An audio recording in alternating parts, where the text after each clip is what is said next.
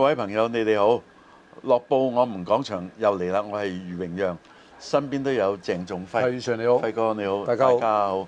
嗱，呢集呢，我哋上一次就預告過，就會講粵劇粵曲當代化其中嘅唱腔。咁我記得上次講咗公價啦，咁啊輝哥都令大家知道公價之中有啲乜嘢啊，點樣皮毛嚟嘅啫，皮毛嚟嘅啫。咁啊，今次呢，講講唱腔，咁呢個呢，亦都係開正啊輝哥個飯嘅啊。咁啊，晏晝我刷到個視頻喎，就輕輕咁啊揦過下嘅，就係阮兆輝另外一位輝哥佢講名腔嘅。咁佢講名腔，即係我哋唔敢認叻啦，即係我哋試過講嘅就話腔咧有少少人哋字體啊，書法之中嘅柳體啊、顏體啊、歐陽體啊等等啊，即係不盡相同，就係有啲似嘅。咁阿輝哥講嗰啲咧又差唔多嘅喎。咁佢係提好多名腔啦，即係以前一路落嚟尤其是70年代之前咧就明顯啲嘅，70年代之後咧就弱啲嘅。咁我就聽阿輝哥講少少啫，我將一啲嘢即係再演繹陣間就交俾我哋嘅輝哥去點評啦。另外個輝哥阮兆輝嗰位輝哥講到有薛腔馬腔新馬腔，甚至同阿黃勝全先生兩位主持嘅講座就提到話：咦，而家好似啲人冇咁中意聽新馬腔喎，唔識欣賞定係點樣咁？即係新馬腔又有別具一種韻味。咁阮兆輝係提到啦，佢請教過阿長哥，即係新馬仔，佢話：喂，我唱嚟唱去都唱唔好，究竟點啊？咁即係應該點樣呢？咁新馬仔即係阿長哥就話啦：我都唱唔好噶，我把聲係唔得噶，我把聲係好差嘅。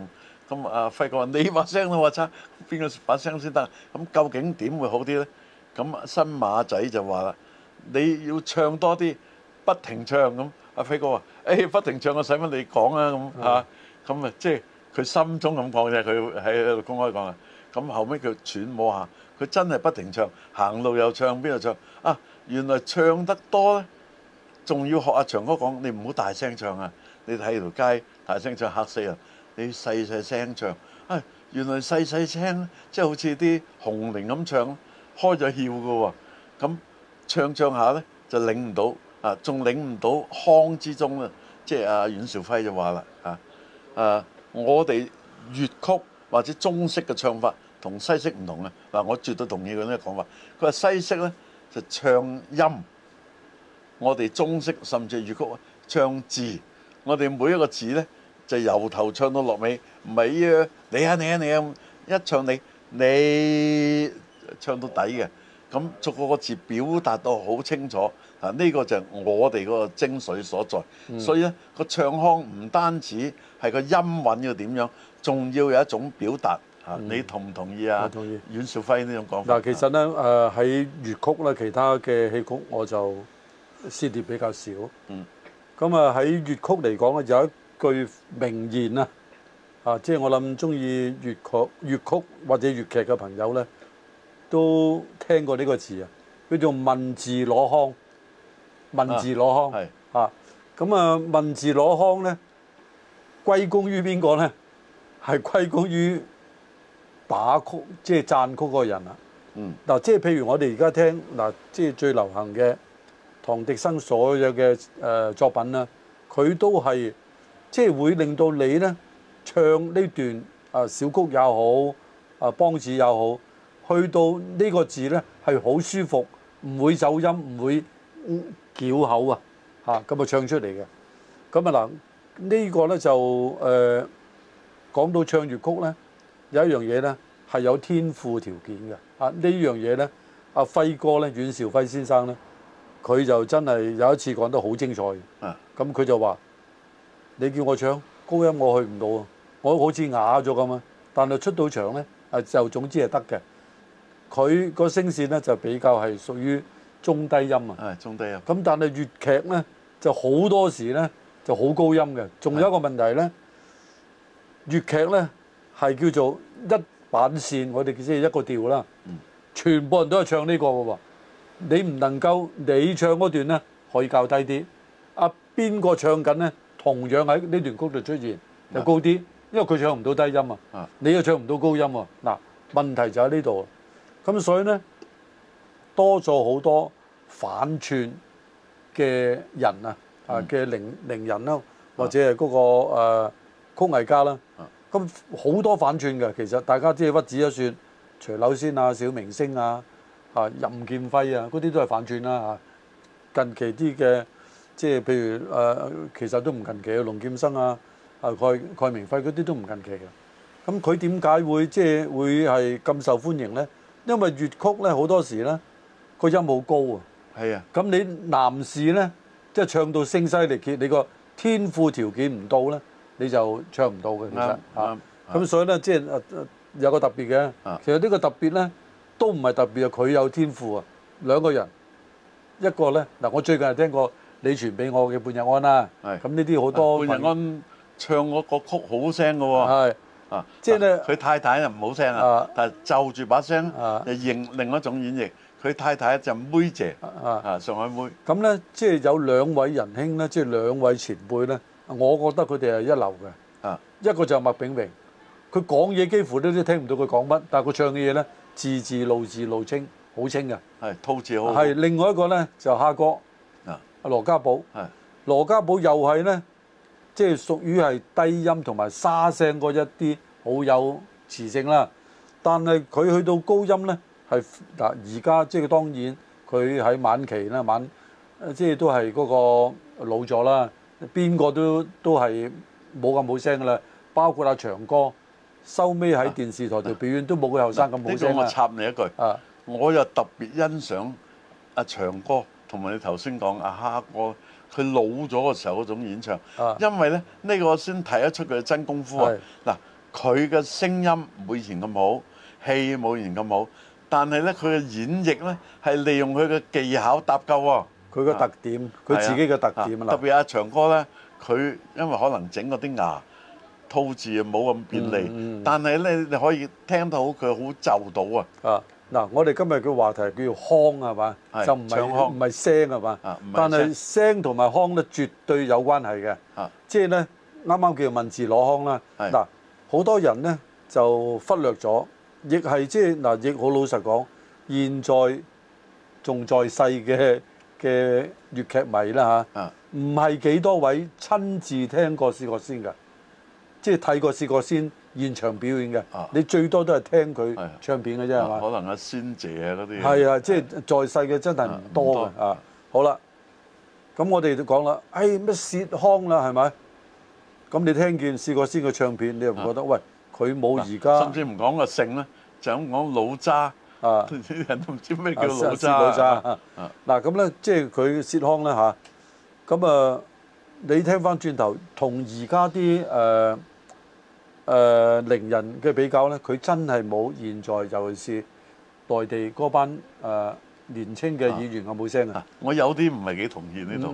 嗱，我覺得錄音技術唔同。以前咧成本高。有啲嘢一剔過就算，包括新馬仔有啲都係。其實可以再剔 two 咧，一定好過剔 one 嘅，啱唔啱啊？你同唔同意先？另外一個咧就係技巧啊，係錄嘅技巧，唔係唱嘅技巧。喂，而家幾多特別嘅技巧啊？去咗你把沙聲一撅都得。麥炳榮去唔去到沙聲？去唔到啊嘛。嗱，即係講翻咧，咁薛腔有幾好聽咧？咁樣係嘛？即係大家都話薛腔又要咩薛腔紀念乜乜乜好啦。咁大家睇翻原作者，即係原唱者，阿薛覺先係咪即係咁好聽咧？咁樣係嘛？好啦，我覺得係嘅。但係咧，問到我覺得係。但係咧，我哋一路演繹啦，腔啊嘛。嗱，大家知唔知道？嗱，大家好多人中意鍾雲山嘅，即係咧當年咧喺整個粵劇或者係曲壇，即係總之唱聽到嘅啦。因為阿鍾雲山係唔做大戲嘅。基本上佢就唱嘅啫，但係唔係佢唔係主力嘅，佢唔係主力做大戲。我阿爸就中意聽鍾雲山嘅。咁啊，鍾雲山咧，其實佢嘅唱腔咧就係薛腔。咁好多人話唔係啊，佢同薛覺先唔同喎，聲線唔同，腔口係唱薛腔嘅。聲咧就唔一定要扮嘅，扮聲咧即係嗰啲揾阿李思捷啊，係嘛？但係腔咧。就真正嘅技巧嚟嘅。啊，咁咧就仲有一位咧，就可能大家都即係比較少提嘅，呢叫靳永堂先生。係，靳永我都有堂傳過俾你。靳永堂先生咧，即係如果而家超過60歲嘅朋友咧，會聽過佢唱歌，因為佢未啊，超過70就會啊。即係扮呂奇啊，即係呂奇嘅代唱其中一個係佢，係啊，另外一個陳坤能，係兩個人係兩個人唱歌。陳坤能係唱迷你裙嗰個。咁咧佢就薛康啦，佢係比較模仿，即係故意模仿嘅。包括嗰個我哋所謂嘅發口啊，即係你個嘴型，因為嘴型係會影響咗你個聲線，而且佢咧個聲線咧都係比較，其實佢係比較低音、中低音嘅，但係佢又要唱翻薛覺先嘅嘢，薛覺先有啲嘢好高音嘅。腔仲有咧，你頭先講個口型啊，咁啊阮兆輝都提到個口鉗啊，呢樣嘢嚇，同埋阮兆輝係提3個字，唔係好複雜，你學唱啦，就呢3個字胡不歸之中，情惆悵嗰3個字，你逐個字唱喎，唔好將佢黐埋一嚿喎。嗱，你練半日練呢3個字就得㗎啦，就練埋嗰個口鉗啦嚇。因為佢每一個字發音喺廣東話嚟講咧，都係即係嗱，大家都係我同你都係即係會研究下發音啊，即係廣東話係嘛？咁其實咧嗰個口鉗咧係會導致你嗰個發音咧係會改變嘅。係嚇，咁所以咧即係整個粵劇嘅唱腔咧，而家咧真係咧嗱，我可以夠膽講嚇，喺50年前已經係模仿前輩嘅啦，譬如初鳳模仿仙鳳鳴，成個團都模仿林家聲就模仿或者最低限度個腔啦嚇，係薛腔。個聲線咧有啲似嘅。你而家再跟住落嚟嘅説話咧，都係學翻佢哋，即係譬如蓋鳴輝學林家聲啦，係嘛？好啦，但係之前咧話就多啦，即係個唱腔啊。嗱薛馬啦，唔使講啦嚇，試過司馬師曾啦，桂明陽啦。係咪？咁啊，仲有白駒榮、白玉堂咧，呢啲都係各樹一個其次，去有佢嘅唱腔嘅。咁所以咧，即係而家我聽翻咧，佢哋未必係好好聲嘅啦，因為當時個老官咧，即係最近要落台把聲。咁但係有時咧，因為佢把聲線去唔到高啊，所以亦變咗佢嗰個腔口咧，就咗佢把聲。我頭先咪提咯，阿妹姐，上海妹。佢把聲因為沙咗我唔知佢青春時候點啦，因為我無從聽到啦。但係佢唱歌係咪好有韻味啊？係嗱，所以咧，即係而家咧，換到現代啦。嗱，當然表姐咧，我覺得咧都係去到50、60年代呢一批咧，係真係係可以成家立派嘅。嗱，包括內地嘅嗱，我啱啱講完鍾雲山咧，如果講內地嘅更多啦。呂玉郎、陳少峰、羅家寶，仲有羅品超，仲有一位咧，真係大家千祈唔好忘記咗，呢個我非常欣賞嘅，就係文老七，文國飛先生。咁佢即係把聲咧就非常特別嘅，響亮，同埋咧詼諧。所以佢喺整個粵劇界咧，係即係做嗰個邊啊，做嗰個丑生咧，係喺內地無出其右嘅。所以咧，即係有時咧啲腔口，我哋唔好成日掛住即係主角其實諧星啊，即係個丑咧，喺粵劇裏邊都佔有好重要嘅位置。我都想全面少少咧，講咁多，有啲係不可或缺嘅，即係每人喜歡或者唔喜歡另一件事。女姐你不可能不提嘅，紅線女女腔咧就形成咗好多人學啦，包括佢個女紅紅啦咁啊，另外咧有啲都係著名嘅。你講到譬如羅家寶，你又不能不提佢嘅拍檔啦，即係林小群啦，咁呢啲都係著名嘅。咁當然即係仲有啲咧，我哋以前都講過㗎咁有啲我哋可能出世嘅時候佢已經走咗㗎啦。因為流傳落去嘅唱片電影唔多咧，我哋就無從去批評。但我哋能夠評論咧，就係由大概50年代到後80年代咧，都係呢一批。咁當然啦，即係仲有啲咧喺個粵劇院度出嚟嘅，即係以前仲有人專係教粵劇噶嘛。嗱，例如鄭國寶啊、陳浩球嗰啲咧，就喺個粵劇團出身嘅喎，係嘛？咁有啲後生啲李龍啊嗰啲咧即係嗱呢啲咧，我諗我揾資料都揾唔到嘅，係真係靠自己嘅記憶㗎。嗱，陳浩球咧，佢嗰個藝術生涯都好長啊，只不過咧佢又冇個光芒咧，就類似仙姐啊嗰啲咁犀利啊。咁另外紅伶之中咧，仲有不可不提嘅羅艷卿啦，方艷芬啦，係嘛？鄧碧雲啦，粒粒都係巨星。嗱，鄧碧雲都係粵劇學院出嚟嘅喎，佢喺澳門咧第一次做花旦，我同你都講過啦。咁好啦，嗱講到呢一度咧，即係方艷芬當年嘅退出咧就好可惜嘅。後尾咧佢可能寄養藉住一啲慈善嘅演出咁有佢自己嘅，有同阿曾超群一齊嘅，又出嚟。但係出嚟嘅時候咧，嗰種韻味已經同以前唔同。有啲咧只係唱而冇做嘅，所以我哋嘅題目係粵劇粵曲。咁有啲真係粵劇好少，佢有做但係少咁呢個就係崔妙芝崔妙芝咧個聲線比阿方艷芬仲紅潤咗少少嘅喎。咁另外你話方腔嘅話咧，當年仲有一位好出名嘅，我都講過係唱片天后嚟嘅。呢個唱片天后就係李寶瑩佢曾經拍羅家英啦，係嘛？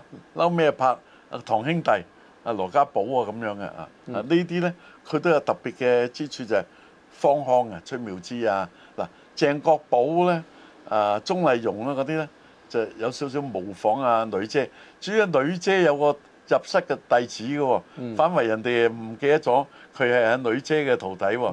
呢個就係楚原大哥嘅太太南紅佢都有一套好出名嘅劇嘅，即係拍過電影又有舞台演出，就十二欄杆十二釵嘅。嗱，你講到呢度咧，即係不得不提咧就係方腔咁方腔因為咧就方艷芬即係退休得早係好早。咁佢當紅嘅時候咧就好多片拍嘅，咁所以好紅。但係佢嗰個時間，佢結咗婚之後咧就退出啦咁所以咧造就咗兩個方腔出嚟，即係另外嗰兩個方腔就係李寶瑩同埋呢個崔妙芝。尤其是李寶瑩咧，以前咧叫做小方艷芬咁仲有個黎民所叫小何非凡啦咁即係所以咧呢幾位咧崔妙芝咧就主要係歌壇。我講完女，我想講男咁既然你都咁啱講到咧，呢個又不能夠唔提嘅，就係何非凡，就交俾你講啦。咁何非凡咧，即係因為佢佢好特別嘅。第一個特別咧就係話，其實佢自己話唔係我話，佢話我唔係好唱得嘅。咁因為佢覺得自己唔唱得咁所以咧就係苦練經過唔同嘅方法去苦練。我爸話佢叫狗仔腔因為佢嗰個聲線咧又係即係受局限嘅。咁所以咧但係咧正因為佢咧呢個真係值得一提個腔口問題啦。因為佢可能有啲嘅條件係達唔到即係某個要求，所以佢用咧佢嘅方法去令到咧即係呢首歌係其實粵唔粵語咧係同人哋接唔接受好有關係嘅。佢人哋接受就叫做粵語㗎啦。你認為好聽咪得？即係呢個冇標準，一定去到邊個高音好舒服，未必㗎。